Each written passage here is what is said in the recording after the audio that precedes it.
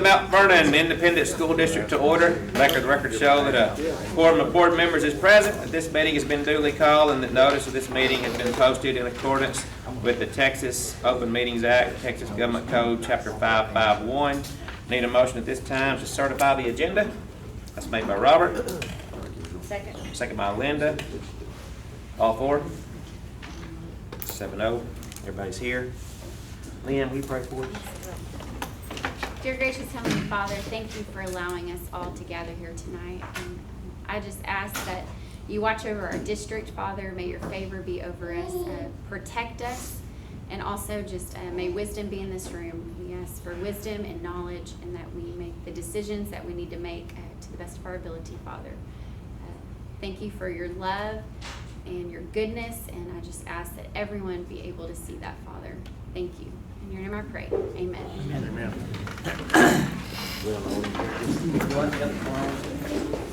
All right, Derek pledges. I pledge allegiance to the flag of the United States of America and to the republic for which it stands, one nation under God, indivisible, with liberty and justice for all. Honor the Texas flag. I pledge allegiance to thee, Texas, one state under God, one indivisible. Dr. McCullough, we have some special recognition tonight. We do. We're going to start tonight with, we have special recognition of some band students who are state bound. So I'm going to ask Mr. Bartlett if he'll step forward and introduce those students to us. Tell us a little bit about where they're going to state for. All right, so we had several students qualify in solo and ensemble. That's solos, it's the kid plays an individual solo off of the state list, and ensembles, that's the directors kind of put those groups together. We had several percussionists qualify on solos, and we also had a percussion ensemble, and then we also had a clarinet ensemble. So I'm going to let Mr. G call them down and be ready. Hi everyone, I'm Mr. G, or Mr. Gutierrez, and I'm just here to recognize all those students that are state bound. So we brought home 16 first division medals from our solo and ensemble contest. And we have 12 of those students advancing to state this year. And so to start, we have our state-bound percussion ensemble, and that consists of Reagan Carney, Callie Clark, Cameron Gary, Juan Gonzalez, and Abimael Rodriguez Rivera. A few of them could not make it here tonight due to unforeseen reasons. Next we have... Ladies, come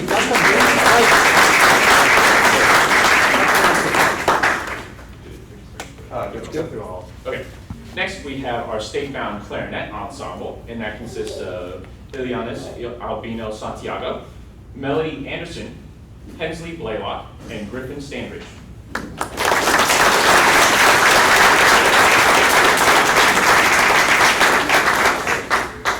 Next, we have our state-bound soloists.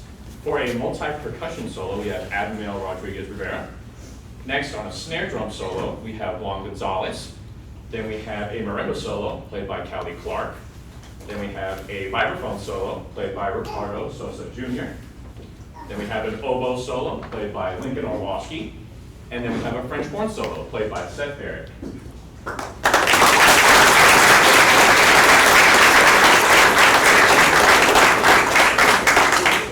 In addition to this, we also have an indoor percussion ensemble, and they compete in their first ever NTCA event and placed third in their category. So would those students come down now?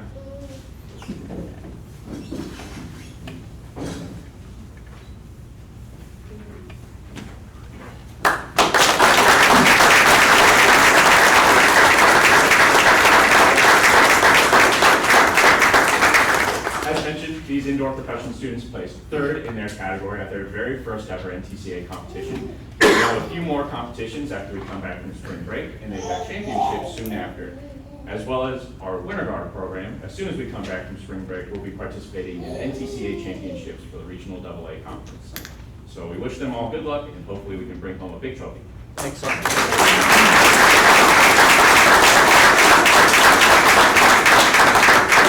Let's double them Students, up. if y'all will come kind of right in here. Get a picture with the board. Then we all have to be in the back. Hold us in the back. I'm in the front. We've been through this before. Y'all get in the back. Me? Okay.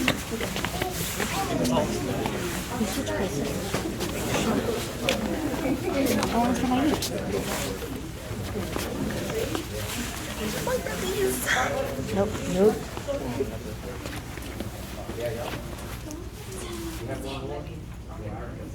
Robert, you want to come in this? Sure.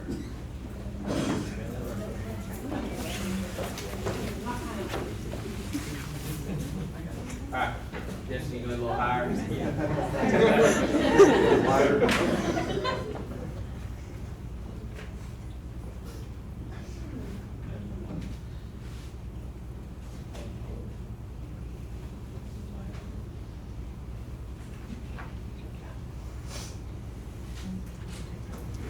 other parents? Any other parents for pictures? Is that all pictures we need? Very good. Students,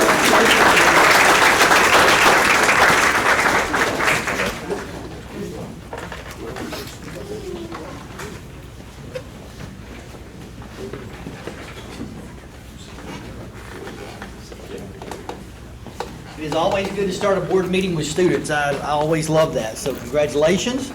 We'll give them just a second if they're going to step out. We are about to recognize the Teachers of the Month.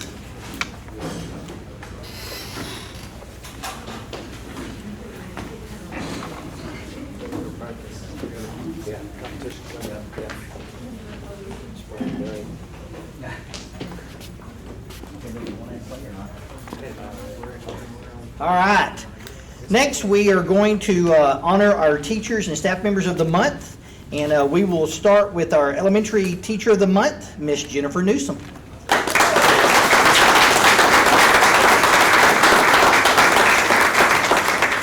I'll read a little bit about what it says about Miss Newsom. It says, compared to all other factors, teachers have the most significant impact on student success, and Miss Newsom is our second grade math teacher, is no exception, as she brings her best to school every day, literally. She has perfect attendance for the year. That itself is awesome. Although Miss Newsom is new to Mt Vernon Elementary School, this year she is certainly not new to teaching.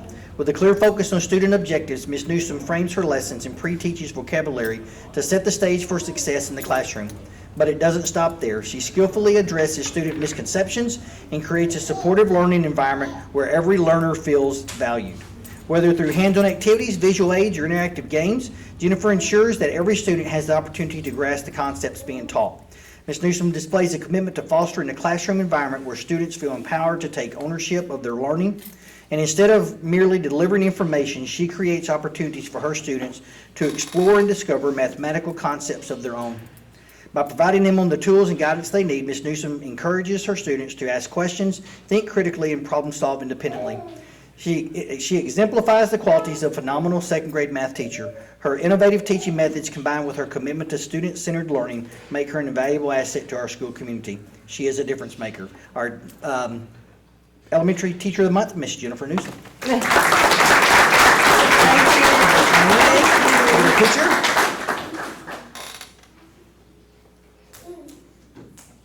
Very good. Want to say anything? Oh, I'm just blessed to be here. Well, we're blessed that you're here. Thank you so much for being here. Thank you. Yes, ma'am. Thank you. Congratulations. Miss Newsom, we're gonna do all the teachers and we'll Okay. do another big Okay. picture at the end. All right. Next, we're going to do the middle school teacher of the month. If I could have Miss Marty McCoy come down, please.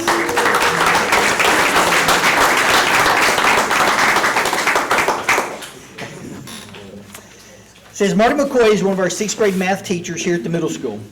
She has brought 24 outstanding years of teaching and support to our campus. She continually strives for perfection while encouraging the absolute best from each of her students. Ms. McCoy is extremely aware of the importance of her role to her students. She is deliberate and thoughtful in her preparation for every moment of instruction. She prepares thought-out lesson plans that speak highly of her desire to reach every student and get the best from them behaviorally and academically. Ms. McCoy's students perform very well and know they can count on her to provide consistent and structured learning while building relationships and providing an environment designed to support their learning. She builds strong, lifelong relationships with all of her students and keeps up with them year after year. Ms. McCoy is a staunch educator, eager and willing to provide valuable guidance and support to her students and colleagues. She is the full package. She is dependable, reliable, conscientious, caring, and supportive, to name a few words that describe her. The middle school is built around her character and drive for success. She volunteers for numerous committees and lends her support to district and campus improvement committees, as well as stepping in to provide team leadership in her PLCs for her department and grade level. She takes great pride in Mt Vernon Middle School's success and works hard to spread that success throughout the campus and district. Ms. McCoy is an outstanding member of the middle school campus, and we are very blessed to have her on our team. Our middle school teacher of the month, Ms. Marty McCoy.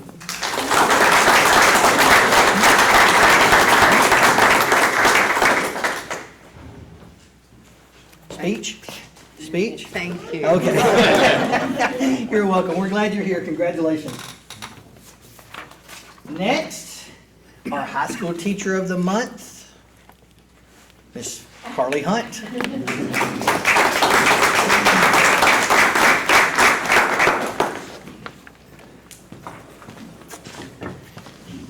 Congratulations. Thank you.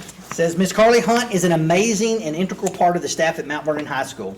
Her work ethic is simply off the charts, as she puts countless hours and seemingly endless energy into planning both her high school and junior high classes, in addition to being the sole director for our highly successful reigning state champion one-act play program. In addition to being a great teacher in the classroom, Ms. Hunt handles the other nuances of the job effectively and efficiently. Everyone knows how successful our program has been under her leadership, and it is because of both her dedication and knowledge of theater, as well as her ability to form meaningful and real relationships with students, staff, and community. Classroom teaching and OAP directing is only a small part of what Ms. Hunt does for our school. She is the leader of the Mt Vernon Prom Committee and spends countless hours and days planning and orchestrating the event each year. As if prom is not a big enough duty, it doesn't end there. She is also the lead coordinator of all senior week activities and works hand in hand with the principal to make sure all senior activities are planned and executed efficiently. The list keeps going, as Ms. Hunt is also the UIL coordinator for the district and handles every aspect of Mt Vernon High School academic UIL. This year, she has even stepped up and taken on student council as yet another duty. She does all this because she has a genuine desire to see students succeed and wants the very best for our school. Carly Hunt is overdue to be recognized again for all her contributions to our school. She is a true difference maker in the lives of our students, and we are thankful to have her as a continued part of Mt Vernon High School. High School Teacher Month, Ms. Carly Hunt.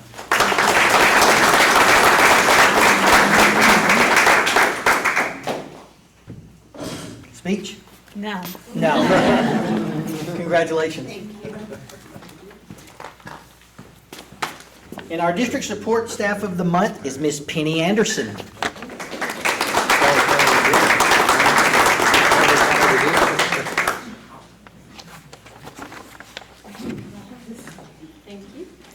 I'm thinking all these ladies don't want to say anything because they say so much during the day, they're just out of words. That's what it is.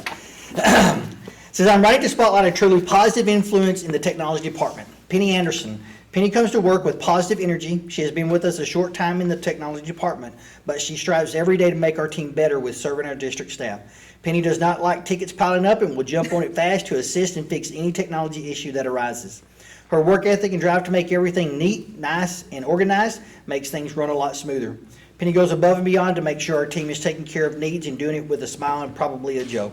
Penny loves to have conversations and make people laugh. She makes technology fun and she's enjoying helping any staff member that has a technology issue. Penny also has great ideas that assist in solving our issues. Her ability to collaborate effectively makes our department run smoothly. We truly appreciate her and our department and her positive energy she gives to Mt Vernon ISD. Support Staff of the Month, Ms. Penny Anderson.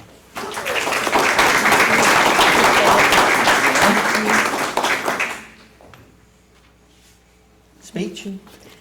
Appreciate it. Man, ladies, please come back up if you, all four of you will. We'll get a quick picture with the board. I am grateful. Congratulations, yes, we're glad you're here as Thank well. you. Congratulations to you all, and thank you for what you do for our students. Yes, please.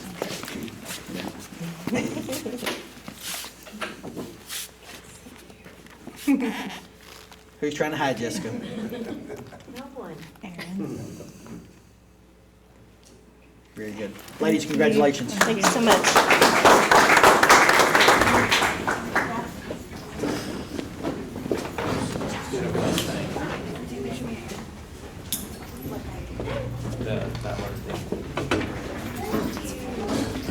For his mom. For his mom? Yeah. That's for her mom. And for my mom and for her grandma. For grandma. Oh, I guess we're blocking the sign, but we'll be all right. I would say one. It's fine. I like the angles. You can bring it down. Yep. Have dinner.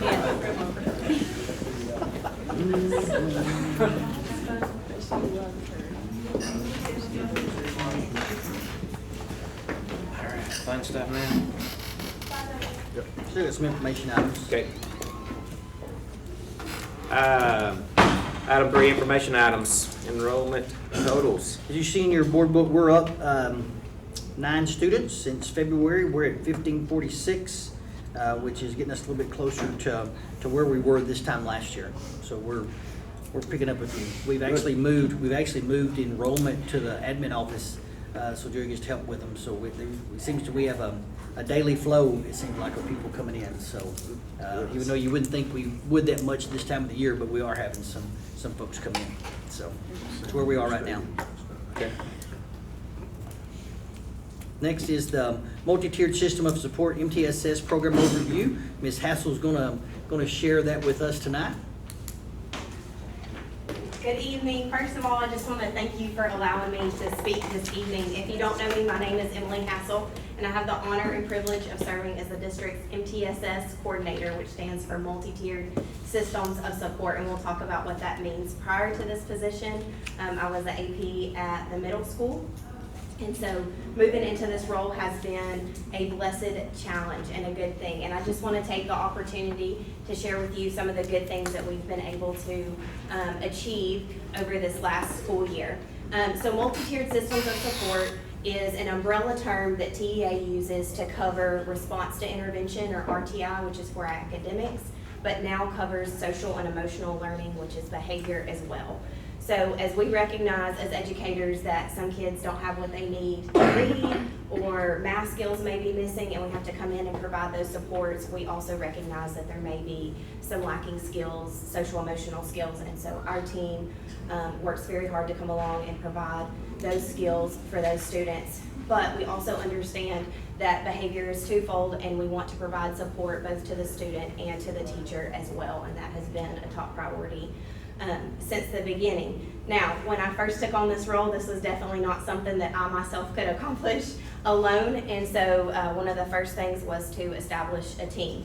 And so we got together counselors from each campus, since we are dealing with behavior, and then we have interventionists as well on our team.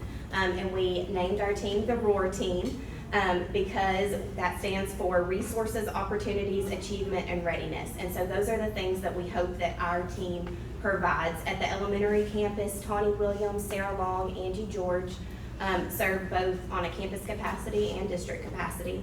At the middle school, Leslie Butler, Donna Walker, and actually Sue Williams, one of the assistant principals, is going to be joining this month as well. And then at the high school, Lacey Stevens and Wendy Stiles serve on our team. And then I also serve on each team at each campus as well. As we formulated this team, we also knew that we needed to have a clear direction on where we were going and what we wanted to accomplish throughout the year. And so something that our team challenged at the very beginning was to address a mission and a vision that was closely aligned to the district's mission and vision. And so our vision statement is that we are committed to empowering staff with opportunities and resources to foster environments and relationships that enhance social, emotional, and academic learning. Again, addressing the whole child and not just the academic piece.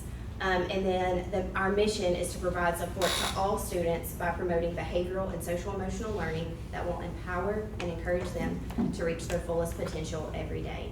So with that groundwork laid, we started to get to work. So a lot of fancy words. What does this mean? What are we practically doing every day? And what are we providing our teachers and our kiddos with? So it took a couple of data points looking at referrals. We did a universal screener to look at behavioral and social emotional needs. And we also just got together with teachers from the very beginning of the year. It's like, what are you seeing? What are you experiencing? Where do you need support? And so I just want to highlight some of the things that came out of those meetings that have been, I would say, were highlights for the whole district, and then we'll kind of look at it campus by campus. So for the district, We, in those meetings, identified teachers with high occurrences of behaviors, and then implemented routine support for those teachers. So what that means is if a teacher had a student or students who were having multiple behaviors or were having disruptive behaviors, we came in alongside the teacher to provide support. And what that looked like practically was I went in and I covered the teacher's class, and the teacher went and met with, and this was like a 30 to 40 minute time span, and the teacher met with a representative from our ROAR team. So it was one person from another campus and one person from their home campus. And so there was someone in there that was hearing them out, providing support and providing engaging strategies for that student. And also was a person that I challenged my team to make sure that we were checking in with those teachers routinely. And then over Christmas, we did an extra support and provided some relief for them to just leave the classroom and to be able to get some things done for some extra time. So that's been something that we've seen set as a high priority. Another is that we were able to identify students in need of targeted and intensive intervention. So when we used our data to identify these students, we knew that some of them would need support, meaning they needed to be pulled out of class and provided these skills. And so we do that across all 3 campuses. And then some of those students, when we met at the end of our 6-week mark, they exited from the program. They had met their behavior or social emotional goals. And then some students we continued support, some students we bumped up support, and we provided additional support to teacher and student. We also, probably one of the neatest things that's come from our meetings, and something that I definitely credit to my team, is that we've created opportunities for students to build relationships and positive experiences at school. One thing that research tells us, and that we know as educators, is that those kids who have those behavioral and social emotional skills often have peer conflict or negative interactions with adults. And so what we wanted to do is we wanted to create a way in which those students were celebrated and that they know that we are excited that they are a part of our school. So one thing we did is we sent a bag home at Thanksgiving with some coloring sheets, sensory fidgets, Jolly Ranchers. Christmas, we had administrators getting with those students and just kind of having a positive interaction versus a I'm in the office because I'm in trouble type of interaction that they're used to having. And then we've also at the secondary level implemented some goal setting. And so what is our goal for next semester? What are we working towards? Because we know because of these behaviors, a lot of times there's failing grades that accompany that, and that is something that we want them to set a goal for themselves and work towards. Two of the things that really are stand out here is that as part of getting this MTSS off the ground is that we've been able to position Mount Vernon as a leader in this arena. We've developed a couple of documents as a team that Region 8 actually comes to us and asks to share with other school districts. Like, can we share this out? They're trying to get this off the ground. Can we take it to them? And so Mount Vernon is being looked at as a leader. Now, to build on that, another neat thing is that we have been working on our HERO program, which is helping to regulate emotions and refocus on goals. There are behavior classrooms that we have at the elementary and at the middle school levels. Big process in getting a leveling system in this school year so that we can work our students to being in the general education more of their school day versus just being in that more restrictive environment. In the process of doing that, of course, it's taken a lot of team members, Special Education Director Craig Watson, campus administrators working, teachers in the room, paras. It's been a big undertaking, but in the process of doing all that, Region 8 reached out to us. They asked to look at our manual, and they came out and toured our facilities with Craig and myself, and they want us to be a go-to school for the behavior program. And so next school year, for the 24-25 school year, we are actually going to be a site where other schools can come and look at us and see how we're doing things. And we are going to be a part of a cohort where we'll have planning days, where we'll go and with other schools and kind of Region 8 is also gonna be coaching us on a growth plan and where our next steps are based on where we're at right now. So that's something that I'm really excited about is Mount Vernon being on the leaderboard for that. And then two final things on highlights district-wide. One is our, and this came from multiple conversations from our team, and that is bite-sized professional development provided weekly, because something that was coming to our team leads was that, you know, we're focusing on behavior, yes, but we need, what do we practically do in the classroom? And so weekly, I send out Wednesday's weekly intervention, and those are just things that quick snippet to read, because I understand that time is valuable, and so those are things that teachers can take and implement in the classroom.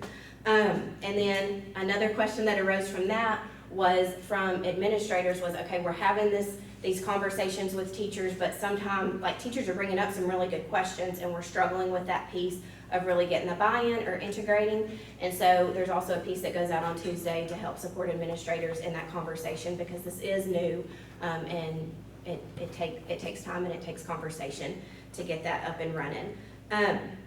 And then finally, Character Strong. We have been able to purchase a social emotional curriculum called Character Strong, which is a phenomenal program that I'm excited about us implementing. In Character Strong, it actually started primarily for secondary students, which was a huge draw for us, because a lot of times when you find MTSS and you find behavior supports, they're at the elementary level.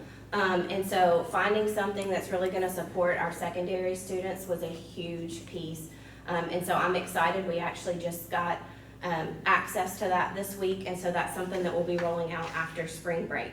And then just for a minute, if I can go into each campus and just kind of look at what the impact has been per campus. On the elementary, one of the results of those routine meetings that we have was the care team.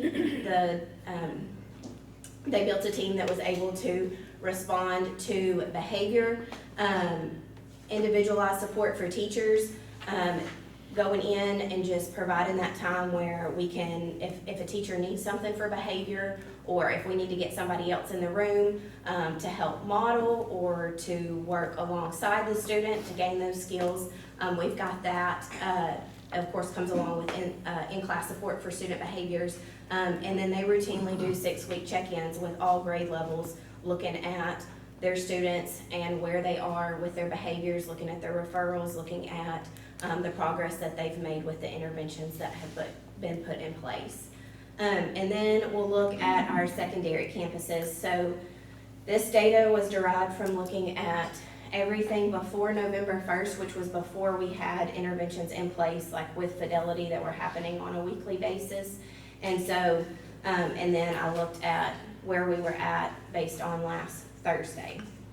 And so when we compared those at the middle school, for those kids that we're seeing at the middle school, we had an increase in 68% of passing grades. Mind you, most of these that are on the list have multiple classes with failing grades. And so we've been able to help them increase their grades through increasing some of these social emotional skills. Our impact on discipline referrals remains neutral, because we have some grades that increase and some grades that decrease. And so that is something that we'll look at our next ROAR team meeting, at what our growth plan will be on that.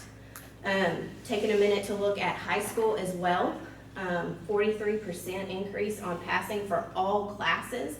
And we actually had 6 students that were so close to the mark for passing all classes. They had just one class and they had a 65 or above. So it's a recoverable grade, which is a really good place that we have them in. And then finally, a huge impact on discipline referrals at the high school campus was that this group of students had 34 discipline referrals prior to intervention. After intervention, there were only 5 discipline referrals. Our future goals, of course, are to continue to increase our impact for teachers and for students. And I thank you for the opportunity to speak tonight, and I would like to open it up for any questions if anybody has any questions. I think you covered it well. Sounds awesome. Thank you. Sounds like y'all doing great work. Yeah, y'all are 30-45, very good. Yeah, thank you, I appreciate it. Ms. Hassel, thank you for taking the lead on that. Thank you for sharing tonight. Thank you for for what you and your team's doing and helping make Mount Vernon a spotlight school. So thank you for that. Yeah, I got a question. This may be, I don't know if it's you or you, Jason, but like capturing kids' hearts, what does this compare to like capturing kids' hearts? And if we, is this Yeah, that's close great. to that or? That's a great question. It would be, it would definitely be an important component to support what we're doing here. Okay. Absolutely. Okay. But this is kind of like in line with that, right? I mean, we're kind of already ahead of It's that. providing social emotional support for kids. This is looking more specifically at individual students Okay. and how we're identifying those students and providing those interventions, whereas capturing kids' hearts would be what we call a tier 1 support, which we do for everybody. Everybody gets, and we reduce the number of kids that are on the list. Okay. Great question. Kyle, do you have something? Looks good. Okay, good deal. Thank y'all. Okay. Campus reports. Very good. Yes. Glover, do you draw the Mr. show tonight? Mr. Glover is going to lead them off tonight. Okay. Whoever goes first has to stay till the closed session is over. That's the So, whole reason. thank you. He's right on, I mean, no kidding, for real. All right, so Dr. McCullough had asked us to kind of lead us off about, talking a little bit about the benchmark testing that we've been doing recently. As you guys know, I think y'all have probably seen the scores that came back from that. The important thing to remember about benchmarking tests is that it's not the STAR test, and a lot of the things that they're being tested on have not even been covered in class yet. That's a little different according to subject area. Some of them have pretty much completed everything they're gonna do, and then some of them still have 2 or 3 units remaining, so just keep that in mind as you look at it. I want to start by pointing out, if you look at the high school data on that, I want to point out what we've done in biology this year, and this is a direct reflection on Miss Fitch, our biology teacher. She was Teacher's Month last month, if you remember. Just take a gander at that, if you would, and you can see what I'm talking about. That's in their email, Yeah, I it's in believe, there. right It wasn't now. attached to the, And- to the. And you don't, if you don't have it in front of you, I can quote some of it. If you want to, real quick. Oh, you printed You'll it. give me just a second for Smart. Pointing out, I just want to point out that she has Email, yeah. 117 of 121 students were approaches on her benchmark, it's 97%. So she had only 4 kids that did not reach that standard, which is unheard of in my time here at least. I don't know about anybody else's experience. And also, you look over at the meets in biology as well, again, blowing it out of the water and also masters. And I told Chandra a few minutes ago, Ms. White, I'm sorry, it's just hard work, that's all it is. It's hard work and showing up every day and, you know, forming relationships with kids. And, you know, I just want to shout her out specifically because she's done such a great job this year. So that being said, I'm gonna give you just a few things on each of these subject areas that they're doing to prepare for STAR test as we move along here after the break. Ms. Fitch is already planning before, after school, and during lunch tutorials for 4 weeks coming up after the break. She's already got her kids broken down into groups that she's gonna invite at different times. And really what her focus is pushing up the master's level. You know, it's at 13% on the benchmark, but she's shooting for much higher than that. So she's looking at that. The next thing that they're doing, and this is really for all, if you don't know, freshmen take 3 EOC tests, biology, English 1, and algebra 1. So this is really for all of them. On the April the 5th, Friday, that we're now gonna be at school, they are planning a all-day freshman, they don't know what they're gonna call it yet, but an all-day freshman EOC thing, okay? They're gonna do, I told them to come up with a fancy name for it, I haven't heard it yet. But they've got it broken down into where kids are gonna be in different groups, and the freshman kids are gonna be in different groups, and they'll be going around to 9 or 10 different stations throughout the day, working on the biology, working on the algebra, and working on the ELA, because they're gonna be doing all 3 of those tests within a couple of weeks of each other. So that's something on April 5th that's being specifically planned for EOC and for freshmen. Social studies, that's Coach Munson, and he and I spent about an hour yesterday sitting down looking at his results and talking about what we're gonna do moving forward. One of the things that he's already started is really working with his he's got one class of dual credit U.S. history students. that don't necessarily always get the exact same lessons as the regular class because they're doing their dual credit stuff.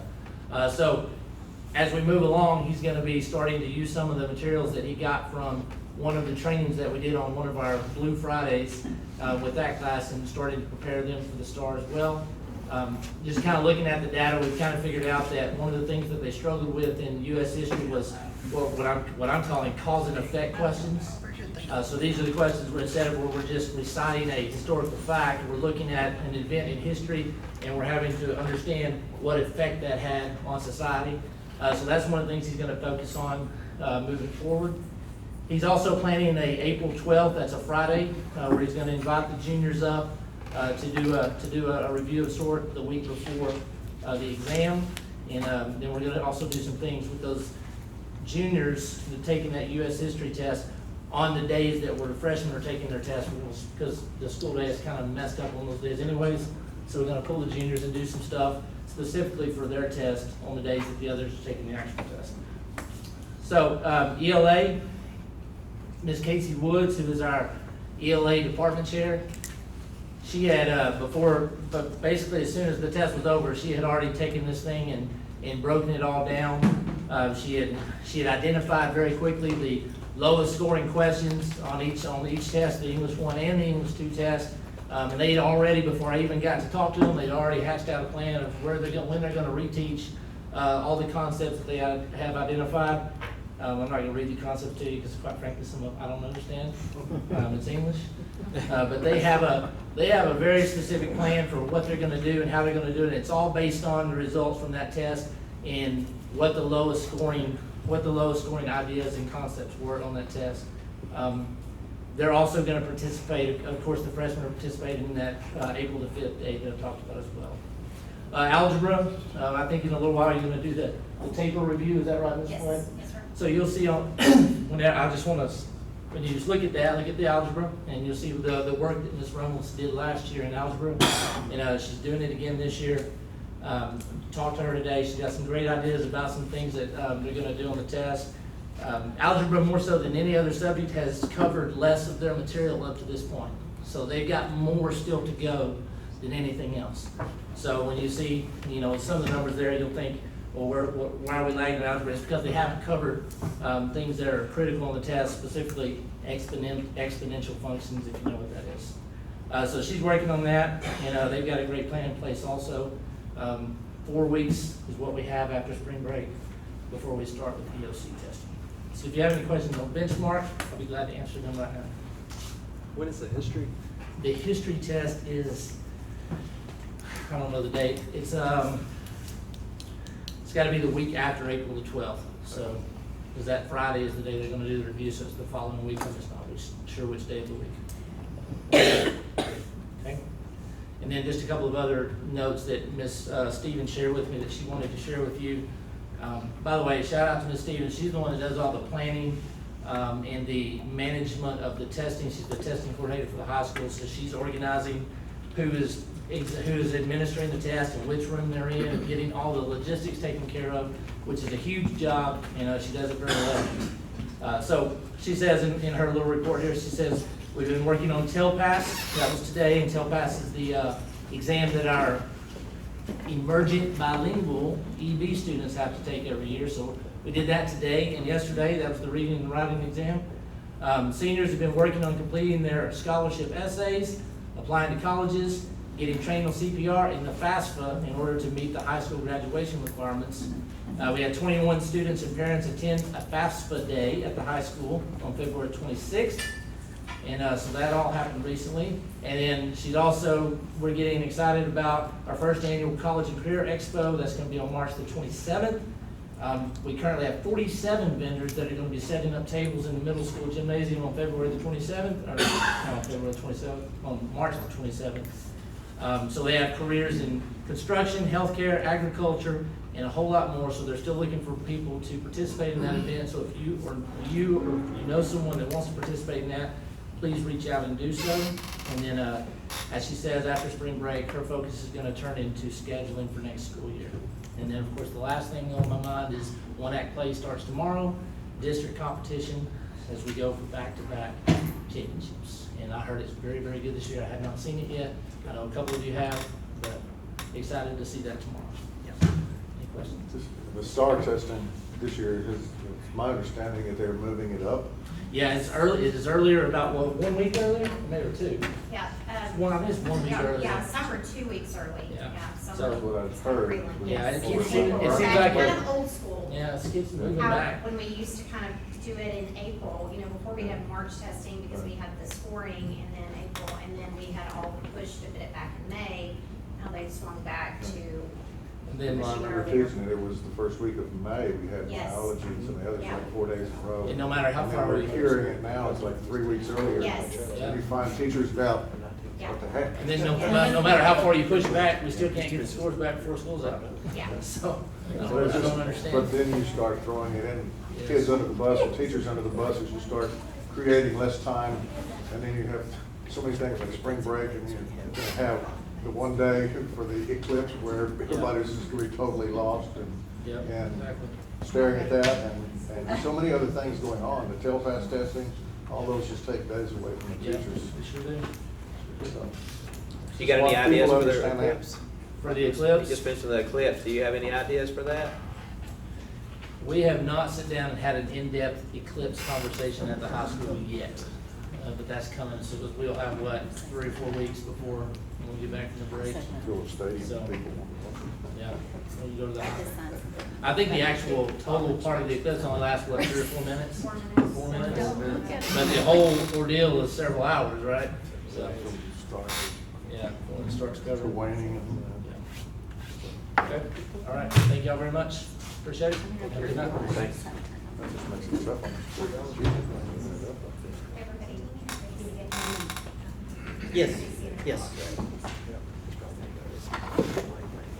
Good evening. As you can tell, we're all got a lot going on right this time of year. Sporting events, just preparing for tests, everything, just got a lot going on. One of the things I wanted to mention was that middle school, we're really excited about that our attendance has really started coming back up again. For this 6 weeks, we've been at 96.7%, which is a whole lot better. It sounds like we're just kind of getting over all the little stomach bugs and things, flus and things like that. So excited about that, returning to what we hope is more normal. Some of the things that we've been working on, we are, like Ms. Brown with our CTE director, she's been helping us get started when preparing for next year and the things that we're gonna offer. That takes a lot of planning for next year, so we're already starting in that direction. We've been meeting and organizing with our 5th grade and our lead teachers, determining things that will best help us transition the 4th graders to our 5th grade, what things we might need to change, what things we might need to implement, and some things that we might could do to just make the process a little easier for them. Some great things going on have been things like we had in our 6th grade, we had 60 top readers who all met reading for AR points and things. And in that, they got to have the cosmetology from high school come over. It was really awesome. And they were very excited about it. Also, technology from high school also hosted our top readers to help for them to fly drones and things like that. They were very excited about it. A lot of incentive to get out there and read, which really, really helps us out a lot. Some things that have been going on in the classrooms. Our social studies class prepared Valentine's cards there at Valentine's Day for our nursing homes, for both nursing homes, to send out Valentine's cards to everyone. They prepared and wrote handwritten cards. They also, which with them in the art department, created cards for some a young child who has cancer, and so sent them things to try to cheer them up. Also sent cards to like Coach Kennard and created things for him during his time of recovery. So we had a rock, paper, scissors challenge fundraiser at our school where kids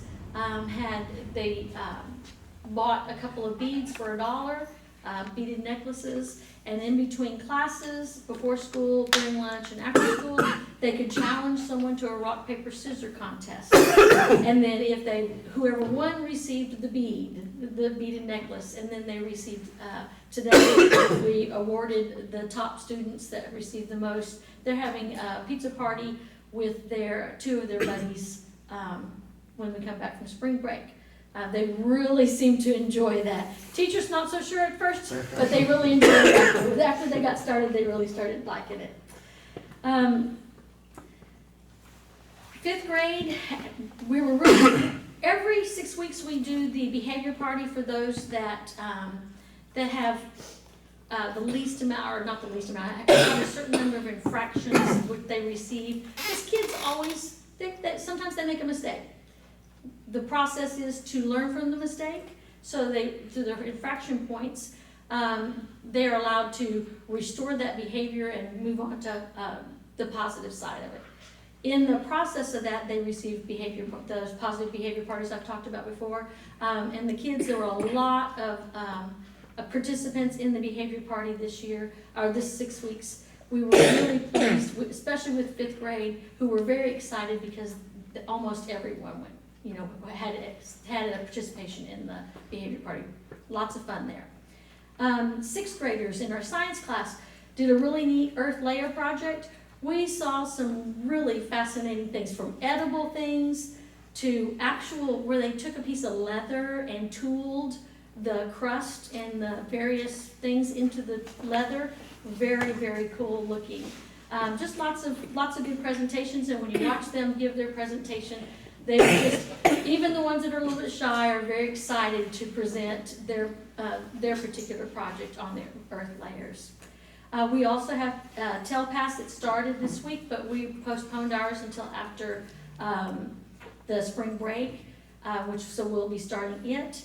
And then, of course, we have our benchmark results as well. We have several areas in which we felt we've got to do some, things to try to get the students up and into the next category or next level, from approaches to meets to masters, etc. All our teachers met. We met in our different grade levels and groups.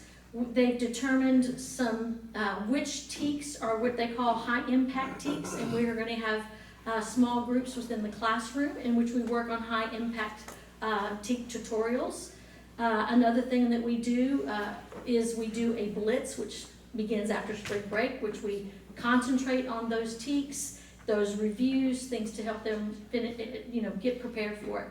We also have some subjects who haven't finished all of the TEKs, because as we talked about, we've moved them up, moved the testing up. So there's some things that we've got to finish up and still incorporate those blitzes. So we've worked to schedule out in there.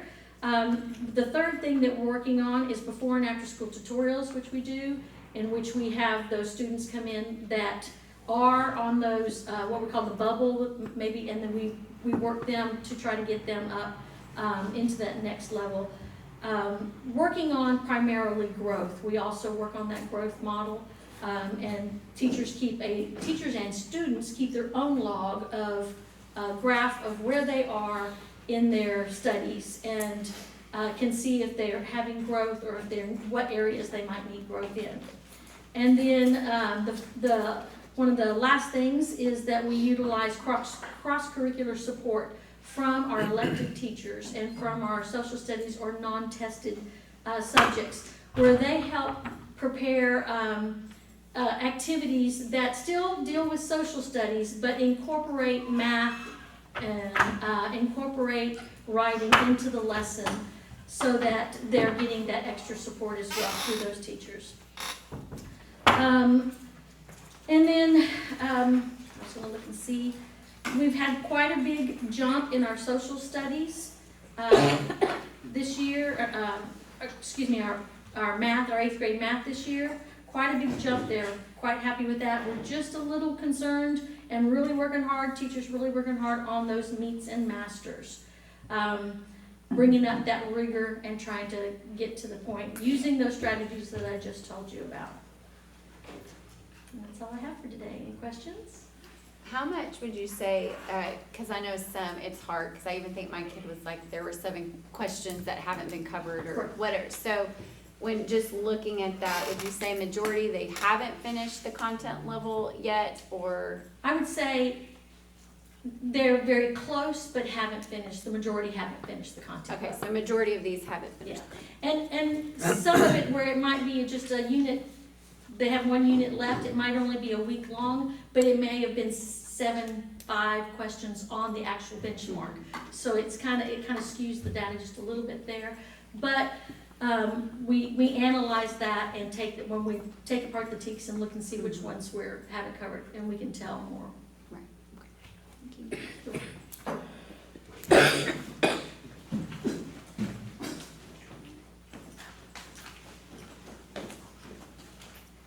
Hello.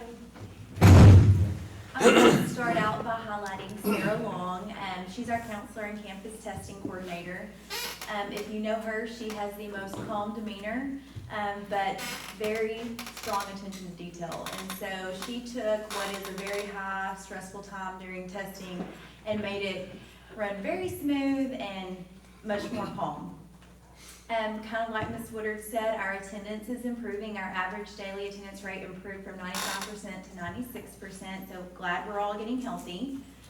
As far as our benchmark, I wish I could just display our all over. I don't know if you guys have had a chance to look at them ahead of time, but it's just incredibly exciting to just witness the hard work and dedication of our teachers, because this is what it becomes, impressive student outcomes. And so ultimately, our teachers are the driving force for this. And so I'm really excited to talk about our achievements. So what you're looking at is, in terms of our 2024 benchmark, that is the 2023 Release STAR test. So we took that 2023 Release STAR test, we took the math May 2nd last year, and then we took the reading at the end of April. So you're looking at a test that those students took at the end of the year in comparison to our kids took the reading February 29th and then the math March 5th. So there are some TEKS that have not been taught, so we do expect those scores to improve. Looking at 3rd grade reading specifically, our scores are better or the same as they were last year at the end of April, and still well above the state and region in every performance category.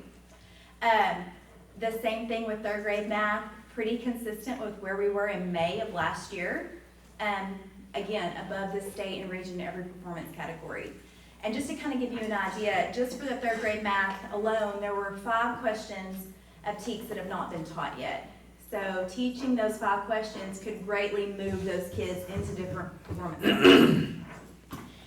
Now looking at 4th grade. So 4th grade was a high priority for our campus improvement plan. So it was one of our campus goals, and of course one of my professional goals as well is really improving the 4th grade.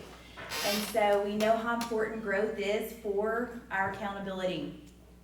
So looking at 4th grade math, we increased our level of approaches about 12%. Again, we're in March.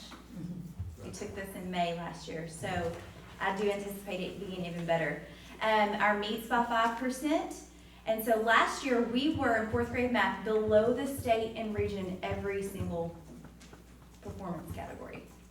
And now with these scores, if they were to be comparable, we would be above with the exception of masters. So you see we still have work to do in improving the meets and masters category for 4th grade math.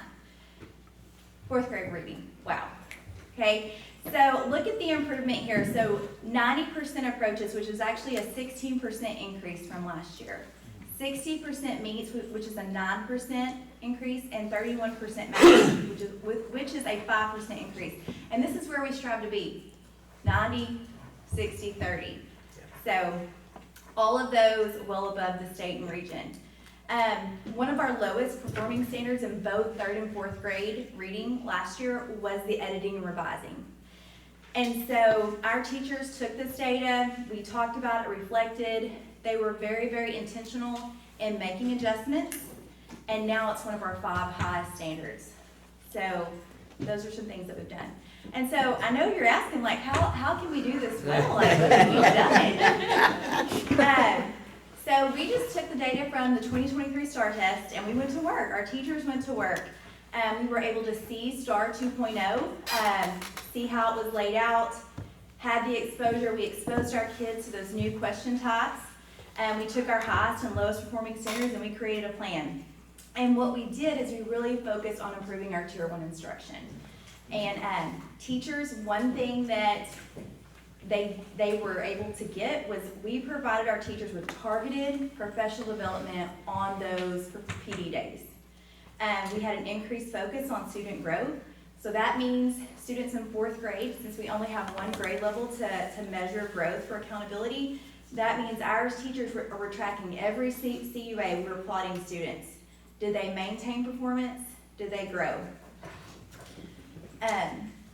So again, we're no longer just focusing on the approaching, but really moving our kids into the meets and masters.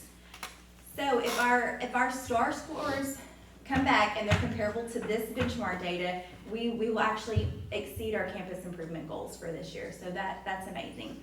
So our plan of action and really just pushing forward is continuing to use our growth tracker to monitor student progress and focus on the highly tested TEKS clusters, provide intervention on the targeted learning standards by student groups, trying to move our high did not meet students into the approaches into the meets into the masters. And this is something that, this next thing is something that some of the teachers are kind of getting a little more used to, is we're gonna do a STAR blitz in our enrichment time, where when we come back from break, we're gonna take a little bit of time that we meet and focus on forming student groups and sharing them across the grade level. So again, some of them are a little like, oh, these are mine, but really they're ours. So just changing that mindset and really targeting those skills that we need. We're in hiring season. So we have a few positions to fill for the upcoming school year, and so we right now are really actively recruiting. We're using the 5 Ps. Passionately promoting positive people and programs. So I don't know if you guys have seen our Facebook page. I've asked for teachers to give testimonials, and so we are looking for great teachers that want to share in our vision. Do you guys have any questions on? Great job. Keep up the hard work. It ought to be benchmarks. It is, isn't it? It's great. Feel like, I mean, just those that are leaving or whatever, just trying to fill their spots, it's just gonna be. Right, and important we to have keep that 4 going. retiring, so Yep. thank you guys. Great job. Very good. Thank you, principals. Trickles right on. Yep. We're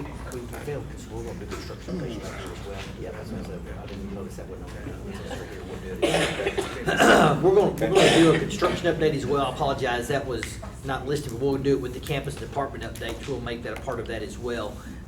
We do have WRA, and we have Jackson Construction here as well. I have asked Jackson if they would update us in regard to as he's going to say, I figure I'm gonna steal one of his words, a very fluid, were you gonna use that word tonight? I was. Yeah, very good. A very fluid phasing program. We actually had the opportunity to sit down this week and kind of talk back through that.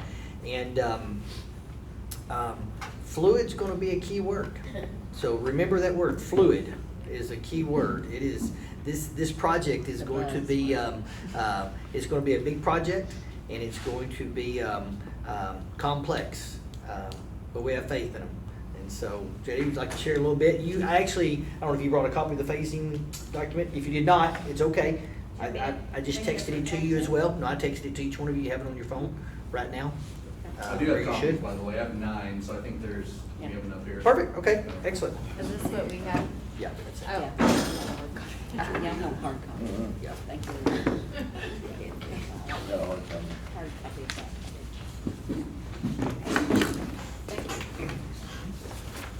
Thank you. Very much.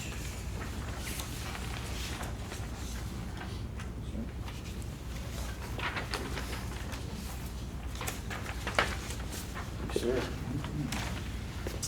All right, so again, I'm JD Hill with Jackson Construction. This is Brian Pharma. This is a very fluid phasing plan. You know, for those of you, or I guess everyone was here last time, I think we went over one back in October, and this has changed a little bit since then. That just tends to happen as scope gets more defined. We get a little more familiar with the campus, what the expectations are. What's really driving this as being fluid is just the amount of additions, renovations we're doing on an active campus. You know, that's going to require a lot of legwork on our end, along with WRA, to coordinate with the school district on phasing, where we can relocate students and faculty, and that kind of all has a domino effect on here. So, summarize this, the top sheet here, a lot of arrows on here. This is the site paving plan. Back in October, our hope was to try and knock out all the paving over this upcoming summer. That's no longer going to be the case, so we basically had chopped it up based on the next page, based on the phasing plan for the additions and renovations.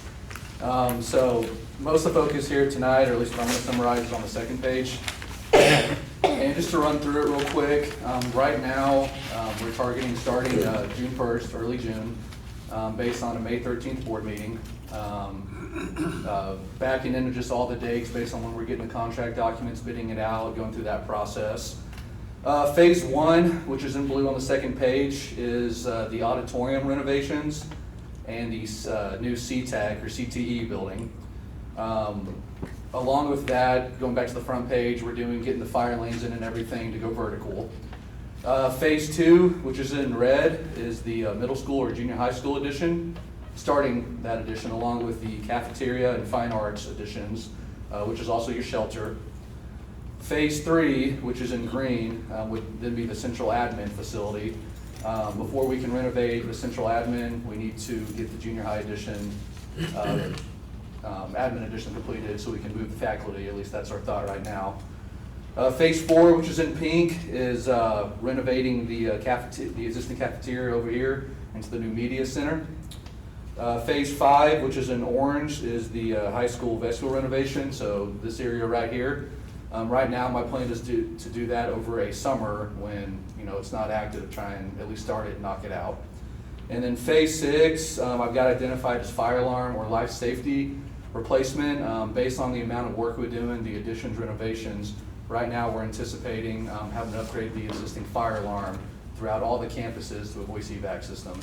And that requires just a lot of phasing, being in spaces, relocating students possibly. So right now I've got starting that the summer of 26 and then extending it out to December just based on what that entails and what we think we can knock out that summer. So overall, this is a 2.5-year construction schedule, what we're anticipating, June of 24 through December of 26. Again, fluid in nature, some of these could change, but based on our last meeting with Dr. McCullough, this is kind of where we're at as of today. Even back to the first page, part of our meeting on Tuesday was really talking about traffic and traffic flow. What they're looking at is the possibility of some of their construction offices and laydown yard to be right out here in the green space in front of the high school. So we would lose that part of the drive right there during that time, and a part of that we might even at times lose a little bit that goes in front of admin, but we'd still have the lanes below that. Trying to again transition as they begin building the middle school new entrance and offices there. That's going to require all the front to be open for bus and parent pickup drop off. So there's going to be a lot of moving parts and a lot of communication on our part with parents to let them know where and what. So again, it is there's going to be a little bit of back and forth. Again, there could be one semester where everything's over on the north side of the middle school, and we flip it the next semester, and now everything's back on in front of admin. So it's just going to be kind of what we're going to look at. The construction, the Phase 2 construction, or actually the Phase 1 construction that they're showing, with ag is going to create some logistical things we're going to look at as well, even from teacher and student parking in the back. we'll have to look at having students probably come, where they normally come from the parking lot right through here, we're gonna have to bring them probably from the back either by the art room or into the cafeteria. I mean, so again, there's just gonna be, again, because of the scope of what this plan and what this project's gonna be, there's gonna be a lot of moving parts, and again, require a lot of communication from our part, and hopefully a lot of patience on our community part, so. Where we gonna have ag classes at next year? That's the part of the process we're talking about in regard to the building we're gonna put back in the back, and we'll talk more about that. Yeah. And when they first started the meeting out the other day, I think from a construction standpoint, his phasing was different than our phasing, because it probably made more sense to start with the administration building and some of that stuff, but that's can't go first, so they had to kind of redo some of their scope, look like, to get that different phasing and make it work. So is the library and media center, is it gonna come down, be demolished the same time as the ag building? The existing library Yeah, right here. existing. We've got that would start in November, at least demolition is what we're tracking, demolishing that, and then starting the fine arts and cafeteria addition that's going right there, Yeah. shelter. Is there also, I mean, there's gonna be a lot of the safety, like, construction moving workers and stuff, our students, is that, we're gonna be opening up parts, closing others. Yeah. So our campus police, just lots of meetings revolved Yes, around there will that, be. just Yep. throwing that out Yep. there. Yeah, With- while with- we're with- on- With some temporary fencing and, Yes. again, traffic flow and, yes, different things like that, yes, that'll be a big part of that. Yeah. A question was asked the other day in a safety meeting, and people were reassured, but in here we're reassured that like your workers are backgrounded, 100%. so. Once they get on site, they have to fill out a FC, well, it's the company's FC background. They'll go through that process. We'll get them registered into our trailers. They all have stickers and they all have badges. Anybody that doesn't gets kicked off or asked to leave and come back with their badge the next day. And most of our subcontractors, I mean, that work with us from project to project, they're aware of the school complexities and badging and all that. What's important is getting this to them when they bid the job, so that when we're talking about 6 to 7 phases, that we're not getting hit at the end, with a bunch of added costs. Yep. So a well-communicated plan to them gets you the best price of bid. We've got Matt here with WRA as well, if you have any questions from WRA. Matt, we're currently at the 90% mark, is that correct? Yes, sir. For CD purposes, we're a little bit past that. I mean, we do internal ones, so we just did 95%. We review that with our in-house quality and QC team and all that, and so we're doing that. And we had a few of our consultants turn those in too, so that we can make sure that we're all tracking the changes. Okay. I think Jackson plans to go, if everything continues forward as is, begin the bidding process at the end of this month, 1st of April. We plan on getting the drawings into this month, and then it'll bid for construction late April. Currently, we're gonna have it out there at least 4 to 5 weeks, is the plan for something this size. Okay. And then I think he mentioned it, but it's the May 13th board meeting. Yeah. That's what we're charging the maximum price. Good. Excellent. May 13th. May 13th. Yeah, yeah. Okay. Any other questions for Jackson? How are we on budget? We're tracking in budget. We've had some changes, had to go through some changes, but we're tracking within budget.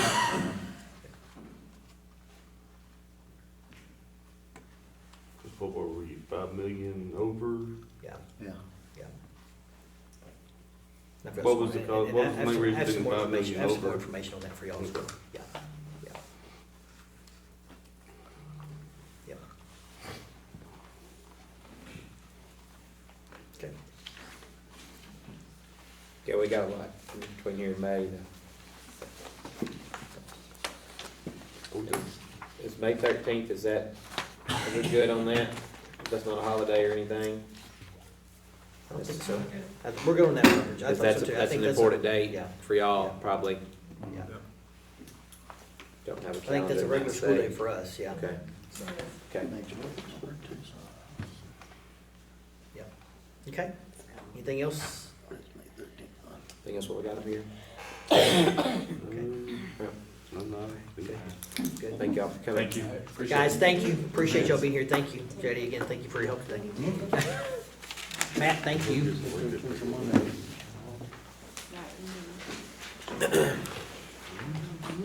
Public comments? Sorry, you Public comment. Shelley, any y'all here for public comment? We Have don't any have anything sheets? signed up. Moving on. So,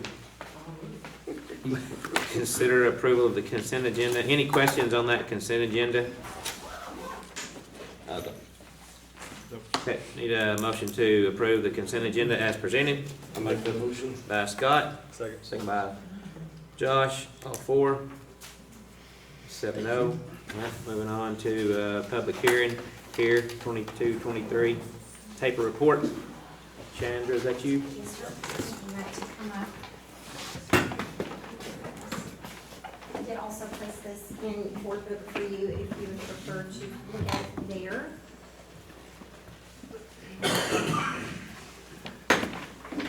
I do want just to answer your question on the standards Desiree mentioned that. So Marty McCoy, as you had in here, which I always spotlight when I present, rockstar educator. She has 36 questions on this test, 7 have not been covered.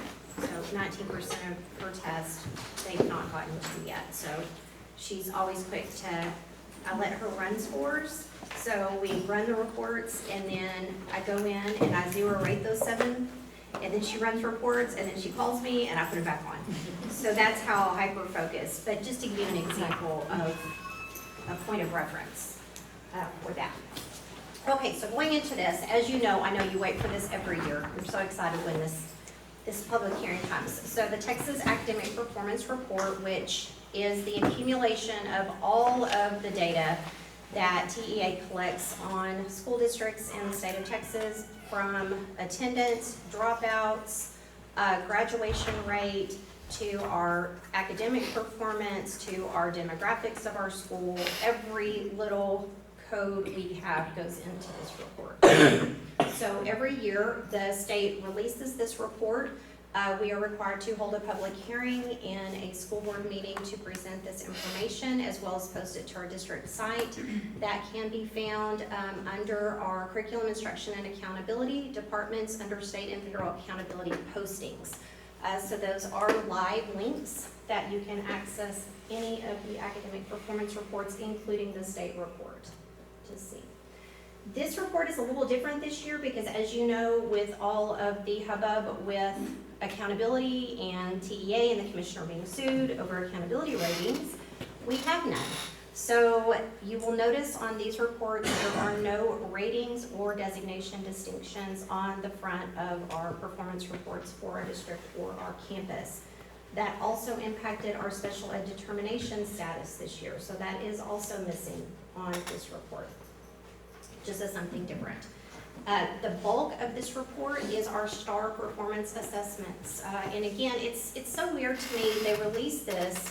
Here we are sitting in March. As you see, we're already talking about benchmarks. This is really dead data for us. We've already disaggregated this data in the summer. So by the time TEA releases it to us, the only tweaks that I look at and that I send out to administrators is who counted, how TEA counts it. We look at every student we tested. We break down that data. If they sat in our classroom, we looked at how they were doing. TEA looks at it as if they were with us for fall snapshot and we tested them, they count in our report. So then I go back, we present you that information as soon as we break down the STAR data and you get those preliminary scores. Then when we get the taper report, I just plug in those changes to the percentages based on snapshot to testing. So just to kind of let you know that. You're well versed in what we test in. Most of you have kids and grandkids that are in it. So you feel it very regularly. Nothing changed from last year to this on how we are testing other than the type of test. The performance levels, of course, master's grade level means grade level, approaches grade level, did not meet grade level. As Desiree mentioned, our goal is always 90, 60, 30. That rolled out with STAR, with the commissioner. We hope to knock that out of the ballpark, but that is always the target, to move those forward. One of the things that I wanted to spotlight that we don't usually talk about in here because it doesn't come up, participation. There is a lot going on right now with opting out of STAR. We don't have an option as a public school district to opt out of STAR. Parents don't have a parental right, they can, let me say that, they have a parental right to put their children in public education or not put them in public education. Keep them home, not send them to school. We as a school district don't have the ability to say, oh yeah, we're gonna exempt you from taking this test. The state actually tracks our assessment participation. We have to hit 95% or we are staged. If we have less than 95% participation, we have to do a corrective action. That is why we have a testing window. So if a student is absent, the state expects us to go in, put them in a makeup group, and test them. So that is something a lot of people don't realize. They actually track that. And we are actually held to 95% or greater for our participation. The reason that came about is in the olden days, you played the game. Oh, we had one day of testing, guess who stayed home? Oh, why don't y'all take that day off? You know what, or you're just praying, please be absent, please be absent. I was a teacher in those days, I remember that very well. Schools learned how to play the accountability game. TEA realized schools were doing that, so now they hold us to how much we have and who's participating. So I just wanted to kind of give that because again, that's a lot of misinformation out there. Because we receive federal money and the state receives federal money, we do have assessment requirements and cut points. So, and then the state, as a public school in the state of Texas, we are required to give the assessments. So just wanted to let you see that. So as you can see right now, Mount Vernon, we have 100% participation. You will see, when it says included in accountability, that means 96% of the kids had a score rate, a score mark. If they were not at snapshot, so those were the kids that we tested, but they weren't in our snapshot, they moved away, that's what counts in that 3%. The other exclusions could have been an absent or an O. Say that something happens, a student has an issue during testing and we have to score code O that, and we have specific requirements on why a student earns an O. So again, just wanted to give you a little bit of a snapshot on that. That is also on the academic performance report. So again, this is a little bit antiquated because we have already talked about this data, but just as Desiree mentioned, these were students who tested for the first time on the new test. With field testing, those non-item type or non-selected response questions. So they did a lot of field testing last spring to see how students were responding to that. So for the elementary, at that point where I've just got highlighted, again, that only means that we were above state and region. That doesn't mean, and there's a lot of areas where we were very close. So it's not like we were way off. In some points, it's only 1 to 2%. And again, looking at that data. And again, these were kids that were here for our fall snapshot, and then they were here for our testing. So for the middle school, our middle school is our campus that we have obviously the most tests because we have 5th grade up at our middle school level. So as you can see, lots of tests happening at that level. With our report, performance reporting for last year, again, just indicating those areas that we were above state and region, but there are a lot of areas that we were neck and neck or that we matched where they were.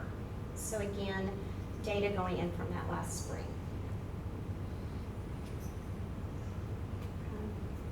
High school level, and again, we do Algebra 1, we do have Algebra 1 students at the middle school and high school, so I do like to pull it out just so that you see performance for those tests at both levels. So again, you're gonna see Algebra 1 at both, and again, spring of last year compared to state and regional level with where we were trending or performing. But again, you'll see that those are, in a lot of cases, very small differences. Isn't this area area though where we had a ton of growth? Yes. We had a ton of growth. Yes, a ton of growth at the high school level. And I will say this, and I say this a lot in leadership meetings, and I say this as a former tested teacher. A teacher is who drives scores.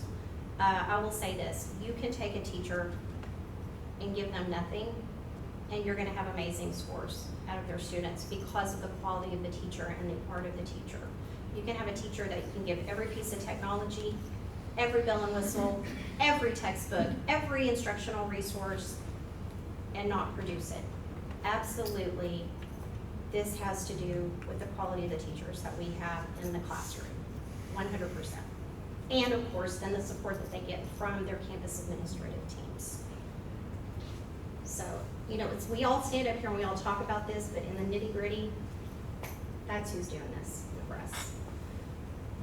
So going into this, college career military readiness, again, this is an area that we talk about. We do have a lot of students that are taking our dual credit classes. So they are taking that TSI criteria going in. We currently do not have AP exams.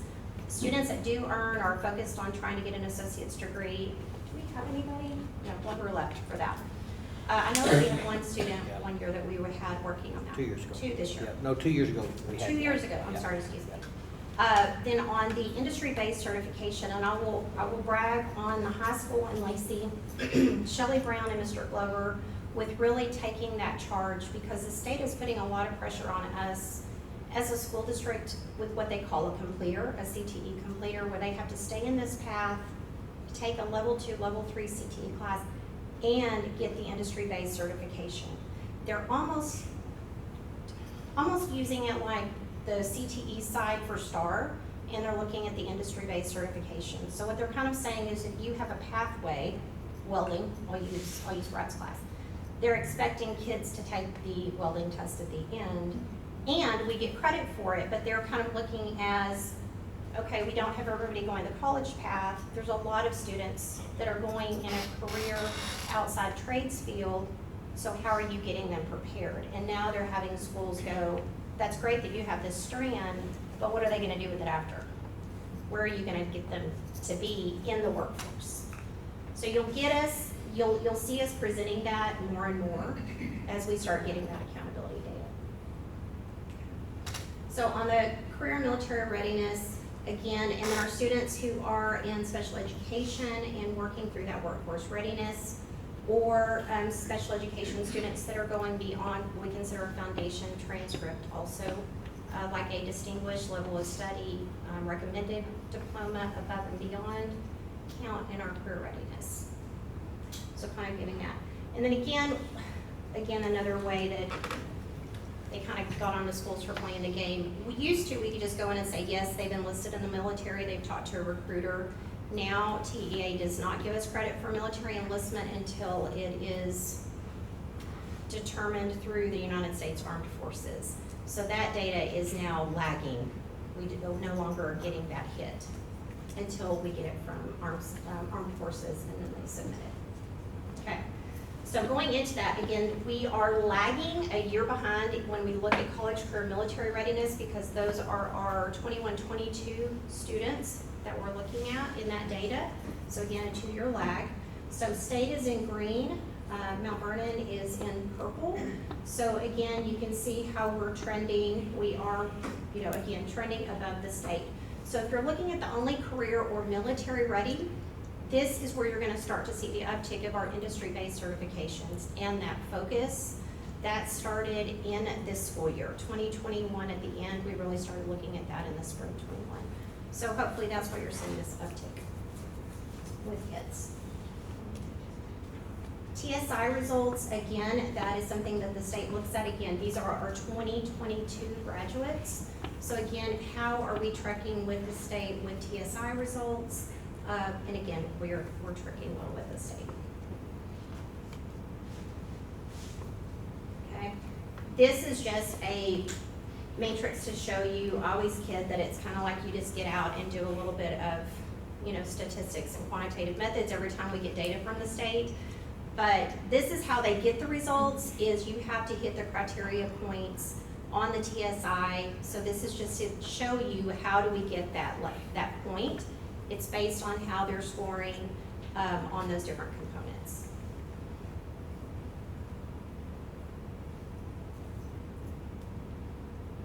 SAT, ACT, most of our students take ACT. As a matter of fact, I think, I can't even give you the number on SAT. It's low enough that I can't even see the data coming in on the state side. But on the SAT, ACT, again, looking at your 2022 graduates, I wanted you to see how the state classifies at above criterion, and that has to hit the 19, so say if our students are taking the ACT mostly, 19 on ACT English, and hit a 23 on the composite, and have to hit the math component of the ACT with a 19 and a 23. So it's not just, oh, they did great on the ACT, they actually have to do multiple points for us to get credit for this. So I always like to kind of say this is what we're working with when we're looking at comparative data. Okay, and again, SAT, we don't have data reporting under that one, but our ACT scores we do, and again, for 2022 spring graduates, all subjects, as you can see, we are neck and neck with the state reporting for students across the state in public, state public schools for ACT.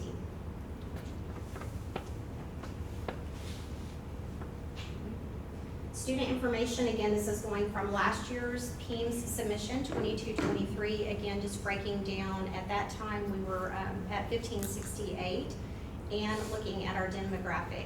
You'll notice on here emergent bilingual, which Mr. Glover talked about with TELPAS, which used to say limited English proficient, then the term was English learners, and now it's emergent bilingual. It's pretty much not native English speakers is how that's classified. They like to constantly change our labels. Student enrollment by program. This is probably one that I watch quite often. Greg Watson and I talk about this quite a bit because we're looking for where are our student enrollment programs increasing, and are we providing enough support? Have we gotten any additional funding for that area? We look at staffing for that area, as well as how the resources, instructional resources, are being utilized for that. So our two areas that we are seeing most uptick is going to be our bilingual ESL and our special education programs right now.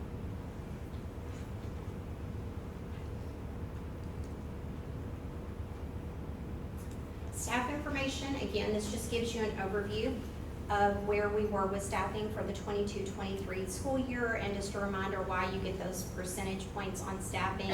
It looks at the responsibility schedule. So if I have a teacher that's got lunch duty and a responsibility or something, it can kind of tweak it. Or they're a part-time. Ashley Holt, who is our LSSP, looks part-time, so she has a percentage. So that's what tweaks that a little bit. We don't have half people. Teacher information, again, I always like to present this because I do believe that we do have, I want to say, a home team advantage, because we have a quality of teaching staff that does bring years of experience to the table. We have a lot of schools in the state right now that have a ton of 0 1-year teachers, because hiring right now, I've never seen anything like it. This is my 22nd year in education. I've never seen the hiring situation that we are currently seeing, and the mental health of teachers, and just the shift that we're feeling. So again, I'm hoping we keep those numbers low, and where we traject with the quality and the experience that we bring in our classrooms. Okay. Any questions?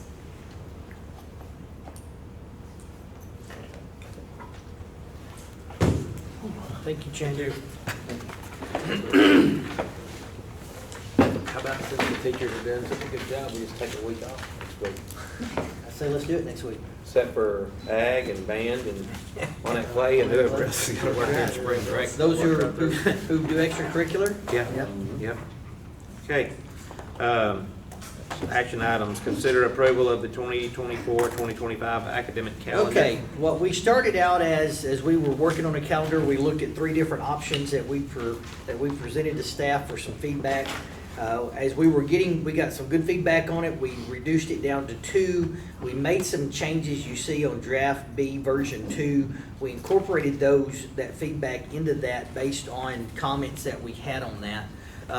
So we resent that back out, draft A, draft B. I think you have in your board book, you see what that looks like. Very, very close. Draft A had 62 votes, draft B had 69 votes. Draft A has a start date for teachers in July the 30th, with the first student day being August the 5th. It has consistently throughout this calendar, like this year, no student days on Fridays. Again, starts in July and still ends before Memorial Day. Draft B doesn't have teachers come and start professional development until August 1st.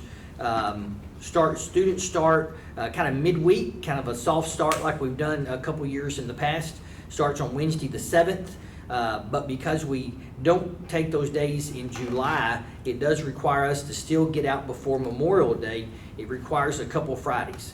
So what we looked at on this one was on where we already had a Monday holiday, where it was would be a 4-day week. We kept it as a 4-day week. So on Labor Day, with the students and everybody would come to school on that Friday. On Martin Luther King week, where we're out on that Monday, all the students would be here on that Friday. I mean, everybody would be here on Friday as well. One other Friday to get the number of minutes that we needed was to include a Friday for homecoming. Just through some feedback, we felt that not having that homecoming day of for any of those things that take place traditionally during homecoming, to have that as a school day as well. What we did have on both of these calendars is an early release day. What we found out, even though it was not an early release day on the schedule, was that it turned into an early release day for those who could. So we went ahead and built that back in. As you see, it still has the amount of operational minutes that we need. And so with that, with both of those feedbacks, I'm going to make the recommendation based, and I know it's not much, but I am going to make the recommendation based upon the feedback that we got from those who did the survey. And my recommendation would be to adopt Draft B version 2, which would have a student start day of August the 7th, teacher start August 1st, but it would have 3 Fridays built in that would be at school. Any questions on that Draft B version 2? You'll see spring break back a week. Oh, thank you for bringing that up. Has changed spring break. We do call Esmeralda called for me. We just wanted to confirm they have moved back a week, which we did when we sent out the second phase. We notated that we moved it so that all of our dual credit kids that take NTCC classes, we stay in track with them. So we moved it as well. Thank you for bringing that up. Thank you. I forgot about that. So that week of the 17th is their spring break? Yes, sir. Too? Correct. Okay. Yes. Right. This time we'll entertain a motion to approve the 2024-2025 academic calendar. Draft B version 2. Draft B version 2. I make that motion. Is there a second? I second. Second by Kyle. Any further questions? All 4. 6. Opposed? I can't vote for it, I can't vote against it. I'll just abstain, Okay, 1 abstain. because I'm not for 4-day week, and y'all know why. Yeah. Okay, 6 and 1 abstain on that. Item B, consider approval of shared service agreement with Longview Regional Day School for the Deaf. Craig's not able to be here yet, prior engagement, but what this is we currently are in a shared service arrangement with the Longview Regional Day School for the Deaf. we have 2 students that we transport and are served there, and then they have 3 students here that they provide auxiliary services for. Again, this is there's no change in the fee structure or their responsibility or ours. It's just a new shared service agreement that they were required to do. And so I make that recommendation that we continue with the shared service agreement with the Longview Regional Day School for the deaf. Okay. This time we'll take a motion to approve the shared service agreement with Longview Regional Day School for the deaf. I make that motion. Motion made by Scott, second by Robert. Any further questions? Okay, all for that. 7. Thank you. Item C, consider approval of the district-wide camera system update. Okay, as I've shared with you, I think in the update from last week, to kind of give you some information on that. Our camera system that we have been using, once you approved us to partner with the Mutual Link program, and we got in and started looking at the capability or the requirements that their system was going to use, we found out that 161 of our cameras would not act nicely with their system and would not interact. And it is an older system. Matter of fact, a lot of those Meraki cameras are Generation 1. Yeah, I don't know if that's Woodrow or maybe even pre-Woodrow. I'm not sure who was technology director before Woodrow, but they've served their purpose. But for us to be able to truly partner with Mutual Link and for it to do what we have wanted to do, it will require a camera system upgrade, and we have that information for you here. I give Taryn kudos. She has spent a lot of time and put a lot of effort and really put the time into it. We received 3 bids from 3 vendors, VTI, Next Step, and KLC. And Taryn and I make the recommendation for the VTI cameras for the total cost of, pull that back up. 271 million. Sorry. 271,000. Oh, wait a minute. Yeah. The 271,872.87. And we're hoping this could get recovered Yes, with yes. the grant. So Yeah, because part of it, it yes. would've been So let me nice go- to know yeah, this let- before the other. Yes, let me go back to this. Yeah, we just didn't know the requirements of it with Mutual Link of not knowing Yeah, on the but- front end of what we had. Yeah. But even with that, again, our kind of the bond as well, there was a upgrade to the camera system is well past time to look at. So with that, as I put in a deal, I've been in conversation with Mutual Link, have a meeting with Mutual Link, county judge and sheriff once we get back from spring break. We're working with Mutual Link's grant writer and looking for grants as we with the conversation with Mutual Link of that being the part of the deal and the pilot year 1 is what we're looking for a grant to offset that cost as well or to cover that cost. And in working with that, I'm going to do my best to see if we include this camera system in the grant. So part of in the consent agenda, as you saw, part of what that was a budget amendment to cover what was not already in Taryn's budget. And so again, so we get the grant, we will reimburse that back into the fund balance. That's the plan. Whether we get the grant or not, I mean, how old did you say some of these were? 10 or 15 years old? So it kind of. We have 27 that are not as old, and they are compatible with Mutual Link. But they all. I made maps of the ones that are compatible, and they're just everywhere. When there's no prior reason, most of them are in this back cave over here, so that's not really gonna help us at our campuses that are compatible. I think we have 4 back there that are compatible out of the 27. So it's How many total cameras do we have? Do you know? 208. 200.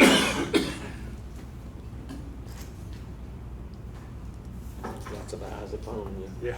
You what? Lots of eyes upon you Yeah, here. for sure. If you park in the parking lot, you're probably gonna be seen. Okay. Well, let's get a motion in a second for this, if we can, and then we'll open it up for discussion. So at this time, I need a motion that we approve the proposal submitted by VTI as the best overall camera solution for our district. I'll make that motion. Motion made by Josh. Do we have a second? I'll second it. Second by Leanne. Let's open it up for discussion if we want to talk about it anymore. If we don't get any grant money. we don't get any grant money, we'll still have the cameras, but the mutual link, as we said, we're on a 1-year pilot project. If we don't, the conversation group with them was they'd take the mutual link part out, but we'll still have the cameras. Which again, the cameras are something that are used every day. I mean, so again, so if not, we've taken money out of fund balance for that, correct, correct.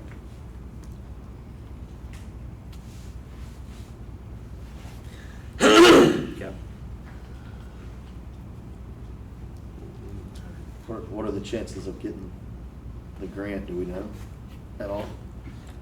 When I asked him, well, is this based on the same conversation, though, with that not being the grant with mutual link?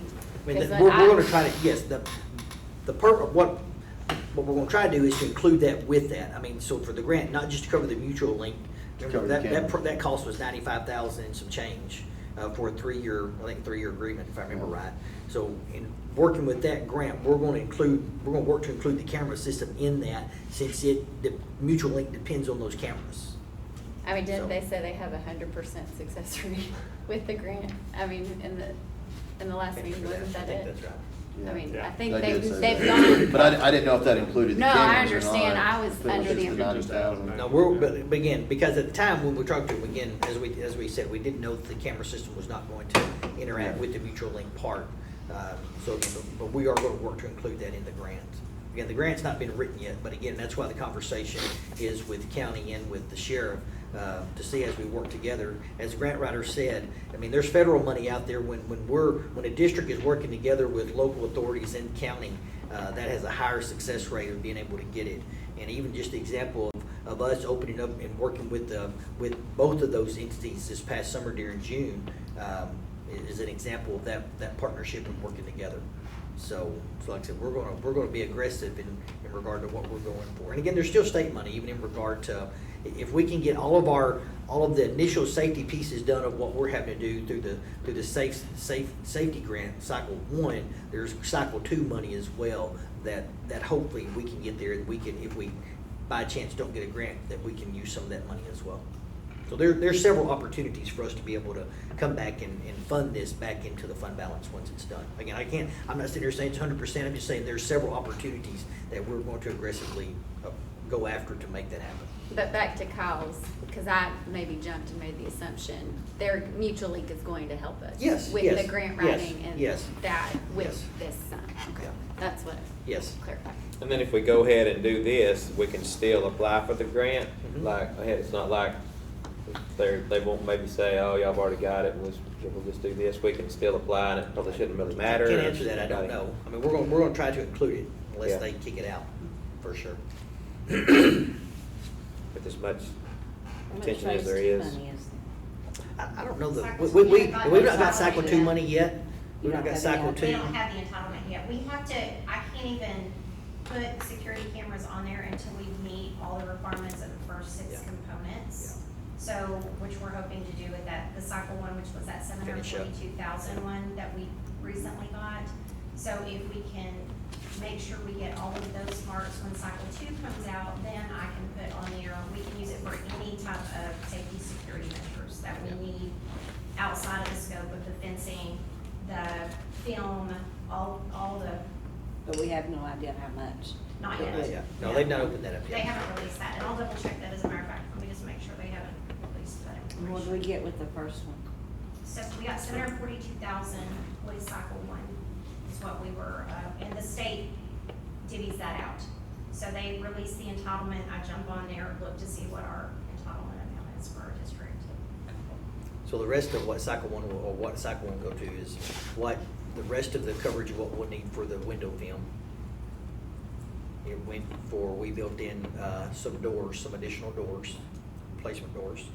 We've done fencing that, as we talked about with the construction, the only thing left that students would not be enclosed or safe in, we consider safe, is movement to the field house. So we included that with non-scalable fencing going from the corner of the art room out to the field house and then back up here. So we'd have an enclosed area for students to move back and forth in a safe area. We used some of it for year 2 and 3 of our strategics as well. I have, you need yeah, what else did we put on there? I'm sorry. Hold on. Hey, Craig, while she's looking at that, what is our, do you know what our fund balance is right now? Close? I do not. Putting you on the I spot right do know there. that it's gonna be about, if the grant didn't go through, like with the cameras and everything like that, it hit fund balance of about 95,000. We've got, I think we had 280 already in the budget that we can go towards that. On the audit, was We're the- actually not gonna use. At the audit, was the fund balance not a little over 8 million? Yes, yeah, that, at the audit, yes, at August 31st, we were a little over 8 million. Well, but we don't have 8 million to spend, what's the? No.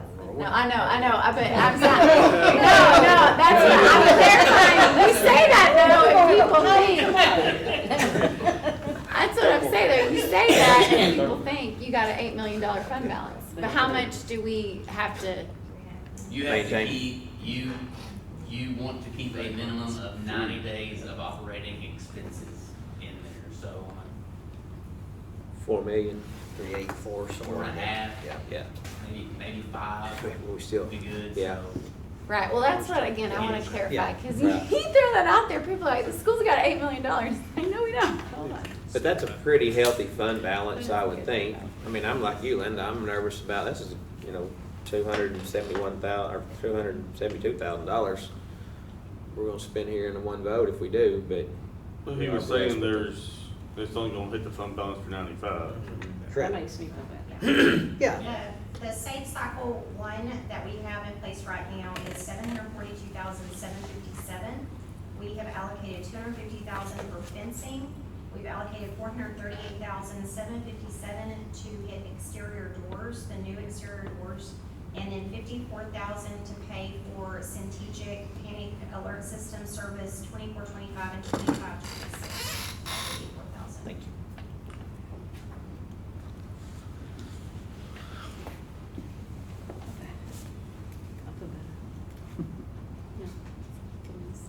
So hopefully we get the grant to cover all of it, yeah. That'd be great.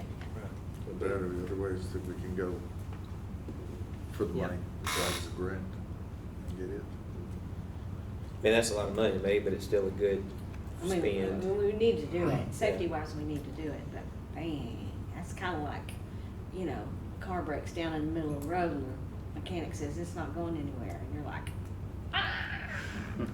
Yeah, We do not have our entitlement yet. Okay. okay, so, Got a motion and you got a second. motion and a second? All four? 7-0. Linda, you just spent a bunch of money. The rest of us. Thank you all for Um, letting us do that. it's kinda like my last bourbon. I ain't rushed it, I just can't rush the check. Oh, shoot. Item D, consider approval of 24-25 Franklin County Appraisal District operating budget. Bringing this back to you, they shared this with us. We had it on the agenda to approve last year, so we've put it back again this year. If you've had a chance to look at it, their budget is increasing, and so therefore is our portion of that. Pull Aaron here so I can pull this back up. I was saying it earlier. Our portion, I want to think ours went up. I'm not seeing that page for some reason right now on our part. I know I did too. Let's see if I can find it here. It's on page 3. Want the little bitty writing? There it is, thank you. Our portion, the Mt Vernon ISD portion increased by 10%, which was about $44,000 above what it was last year. So our budget share of the Franklin County Appraisal District budget would be $470,994. That's what we put in or what we get out? That's what we get to put in. Get. 4 quarterly installments of $117,000 and some change.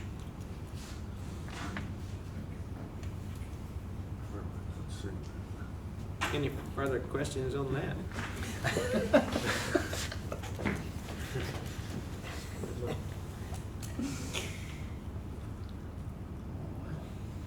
Well, let's get a motion in a second, then we'll open it back up. So right now I need a motion that we approve the 2024-2025 Franklin County Appraisal District operating budget. I'll make the motion to Motion. approve the budget. Motion made by Josh, Second. second by Linda. Any further questions? All four? 7-0. Is that those? Okay. Sure how many more money to spend. Yep. It's 7:04, so at this time, the board will now adjourn into executive session pursuant to the following sections of the Texas Open Meetings Act, 551074. And you all have a book I put at your desk. That is from the George Gross, who was the Second to open session at 8:43 PM.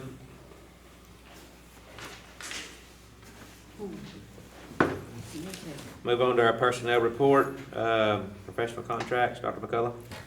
So I will read through each one of these if you desire, but they are listed in your board packet as recommendations. They are term contract teachers. We will address probationary contract staff in April. Would you like for me to read through each one of them on each campus? Are you okay with just a recommendation as presented in your board book? Yep. That would be my recommendation, Board President. Okay. Need a motion, we take a recommendation for the professional contracts recommended by the superintendent. I'll make a motion. Motion made by Kyle, Second. second by Scott. Any further questions? All four? 7-0. Thank you. Resignations. We have several.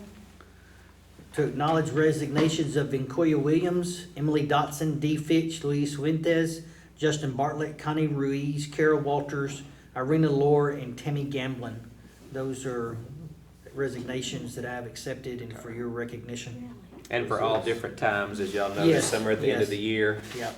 A couple kind of here pretty quick, but a lot of those are at the end. Most of, all the teaching staff is effective the end of the school year. We have some paraprofessionals who are at different times. Any further business?